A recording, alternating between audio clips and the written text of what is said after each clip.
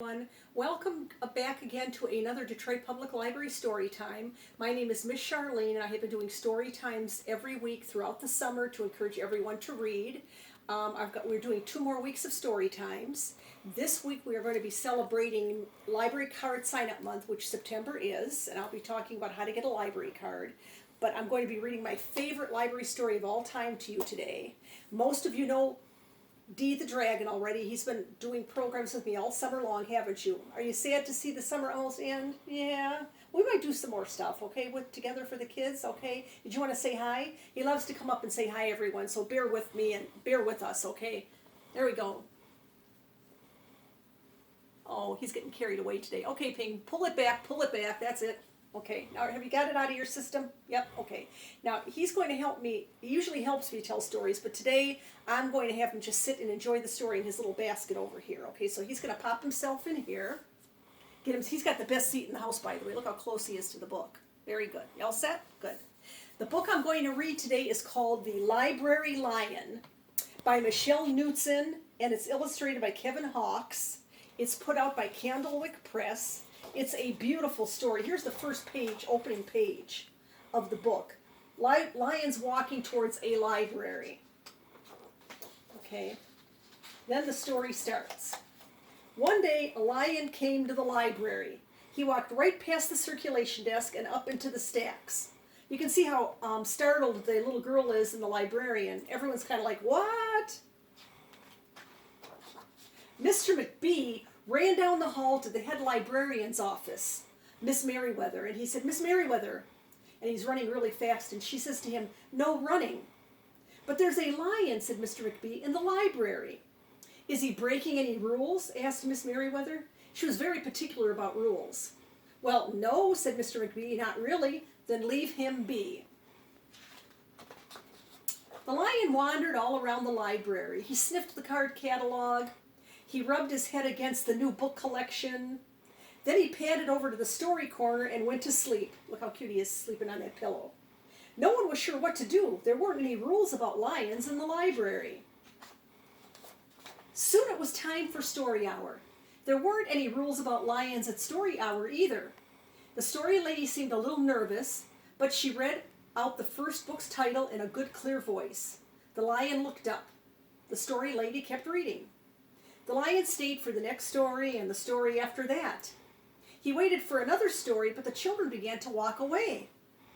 Story hour is over, a little girl told him. It's time to go. The lion looked at the children. He looked at the story lady. He looked at the closed book. Then he roared very loud. Roar! Miss Merriweather came striding out of her office. Who is making that noise? She demanded. It's the lion, said Mr. McBee. Miss Merriweather marched over to the lion. If you cannot be quiet, you will have to leave, she said in a stern voice. Those are the rules. The lion kept roaring. He sounded sad this time.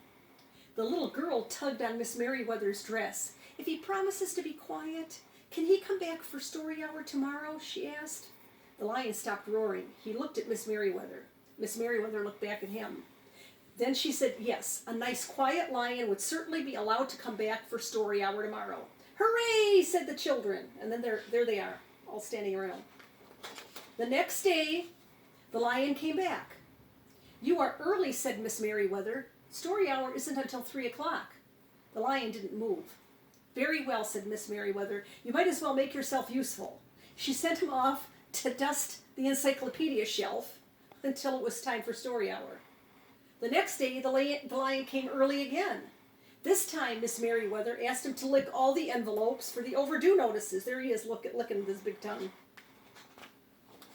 Soon the lion began doing things without being asked. He dusted the encyclopedias. He licked the envelopes. He let small children stand on his back to reach the books on the highest shelves. Then he'd curl up in the story corner to wait for story hour. And look at the little boy leaning against his back reading. At first, the people in the library were nervous about the lion, but soon they got used to having him around. In fact, he seemed very well suited for the library. His big feet were quiet on the library floor. He made a comfy backrest for the children at story hour, and he never roared in the library anymore. What a helpful lion, people said. They patted his soft head as he walked by. Mr. McBee scowled when he heard that. They had always gotten along fine before. No lions were needed. Lions, he thought, could not understand rules. They did not belong in a library. And if you'll notice, he's holding a basket of books in his mouth, and he's handing out books to everyone. One day, after he had dusted all the encyclopedias and licked all the envelopes and helped all the small children, the lion padded down the hall to Miss Merriweather's office to see what else there was to do. There was still some time left before story hour. "Hello, Lion," said Miss Merriweather. "I know something you can do. You can bring a book back into the stacks for me. Let me just get it from the top of the shelf." Miss Merriweather stepped up onto the step stool. The book was just out of reach. She stretched out her fingertips. "Almost there," she said. Then Miss Merriweather stretched a little too far, and she fell. There she is on the floor. You can see her feet. "Ouch," said Miss Merriweather softly. She did not get up. "Mr. McBee," she called. "Mr. McBee." But Mr. McBee was at the circulation desk. He could not hear her. "Lion," she said, "please go and get Mr. McBee." The lion ran down the hall. "No running," Miss Merriweather called after him. Remember, there was supposed to be no running. The lion put his big front paws up on the circulation desk and looked at Mr. McBee. "Go away, Lion," said Mr. McBee. "I'm busy." The lion whined. He pointed his nose down the hall toward Miss Merriweather's office. Mr. McBee ignored him. Finally, the lion did the only thing he could think of to do. He looked Mr. McBee right in the eye, he opened his very wide mouth, and he roared the loudest roar he had ever roared in his life. A roar! Look at, boy, he's scaring Mr. McBee. Mr. McBee gasped, "You're not being quiet. You're breaking the rules." Mr. McBee walked down the hall as fast as he could. The lion did not follow him. He had broken the rules. That's what Mr. McBee just said. He knew what that meant. He hung his head and walked out the library doors. Mr. McBee didn't notice this. "Miss Merriweather," he called. "Miss Merriweather, the lion broke the rules. The lion broke the rules." He burst into Miss Merriweather's office, and he didn't see her there. Of course not, because she was behind the desk. She had fallen. Miss Merriweather says, "Sometimes there is a good reason to break the rules, even in the library. Now please go and get me some help. I think I've broken my arm." Mr. McBee ran out to get her help. "No running," she called as he left. The next day, things were back to normal, almost. Miss Merriweather's left arm was in a cast. The doctor had told her to take it easy at work. "I'll have my lion help me," Miss Merriweather thought. But the lion did not come to the library that morning. At 3 o'clock, Miss Merriweather walked to the story corner. The story lady was just beginning a story. The lion was not there.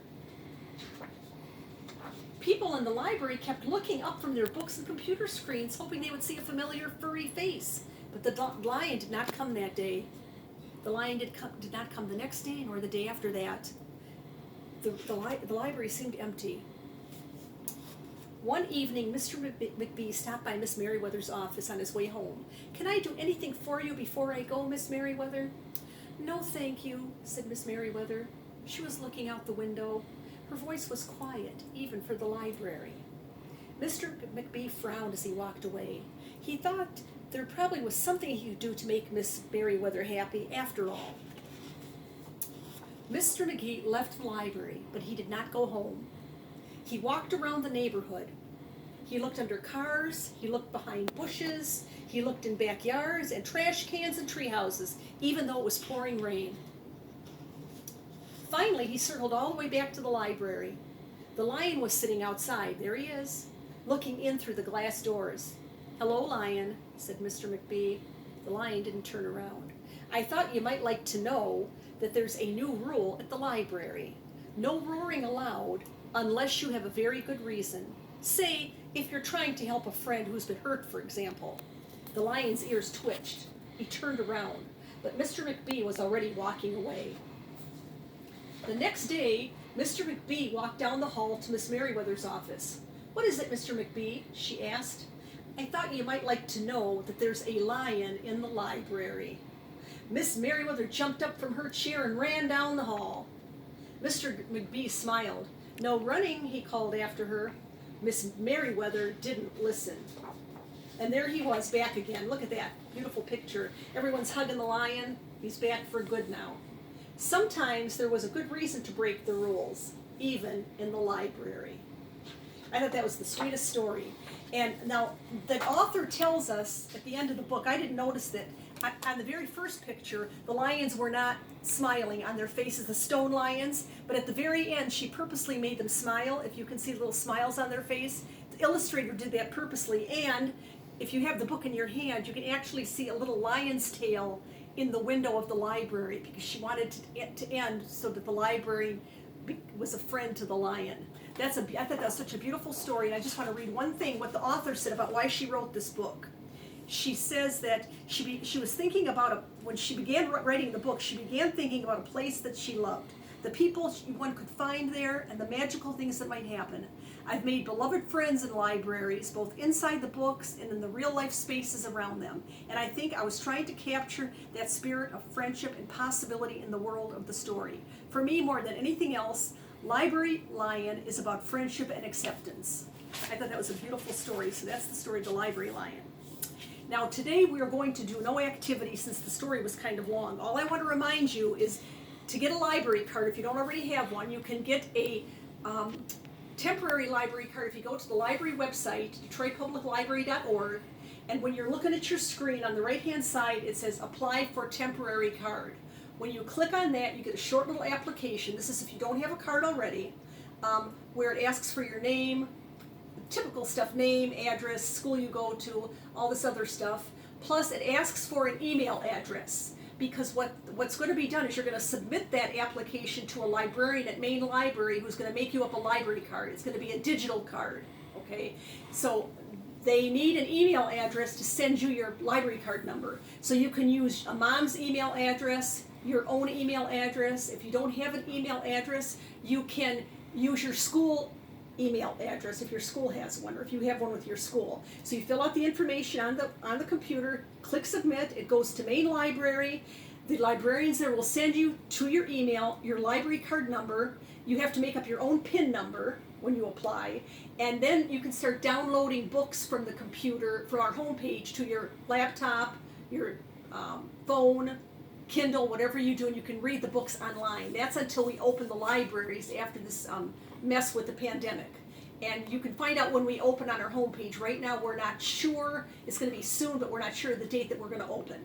So do get a library card online. If you already have a library card, the plastic kind, you can still download books, because you would use that library card number that you've got in your hand with the PIN number that you should know, and be able to download books that way. So either use your plastic card, or you can get a temporary card online. So please do that, since it's Library Card Sign-Up Month, okay? So until next week, when we're going to celebrate Hispanic Heritage Month, goodbye. I'll let Dee stay where he's sleeping over here. Goodbye from Dee and me.